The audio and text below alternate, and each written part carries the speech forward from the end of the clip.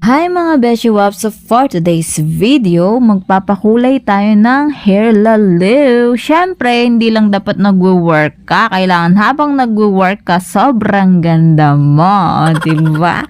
Kaya naisip namin ni Ate Ilag nung magpakulay and then tinawag niya yung kakilala niyang nagko-color ng hair. Ayan, diba? Ang ganda-ganda niya.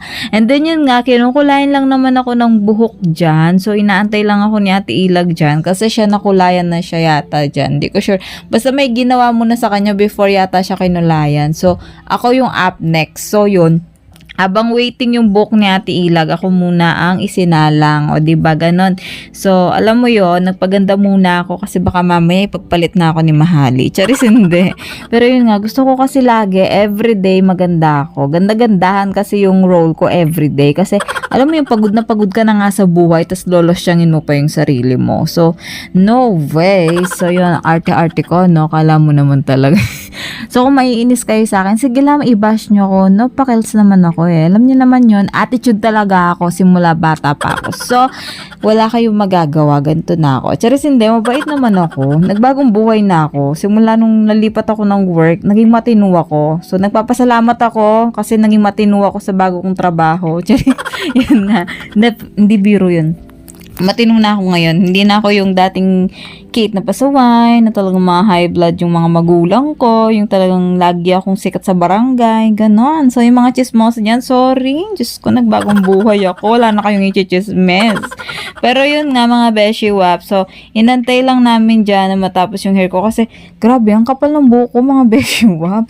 So, okay naman na makapal yung buhok ko, kasi minsan, pagka patanda ka na, diba, nalalagas na yung hair mo, at nakakalbo ka na, siguro ako matagal-tagal akong mawawalan ng hair. And yun nga, sabi ko nga kay ate na habang kinukulayan niya ako, ko yung mga kuto ko, Diyos ko, ang tagal kong inalagaan yung mga yan, tas isang patay lang sila sa gamot na nilalagay niya, Diyos ko naman.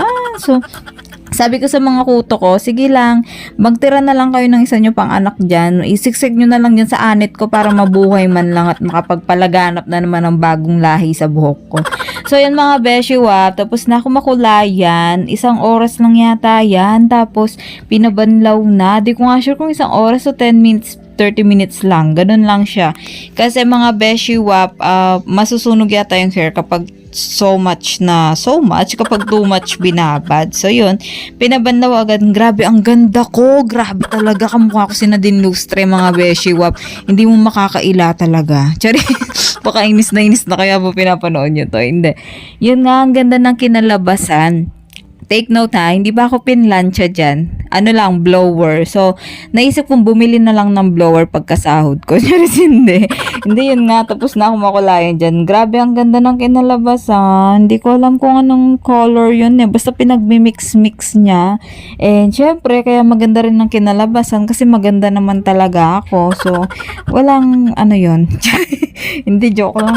So, yun lang mga beshi wap. Tapusin nyo na lang yung video. Ganyan lang naman yung ginawa ko sa inyo. Nagpahangin lang naman ako sa inyo at nagyabang lang naman mga beshi wap. At pinaliwanag ko lang na sobrang ganda ko na tumino na ako. Ganun.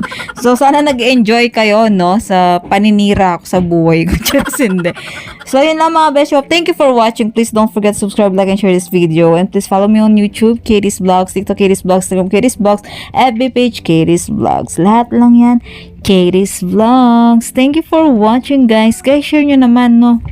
Kasi guys, grabe kailangan ko ng pera. Nakikiusap ako.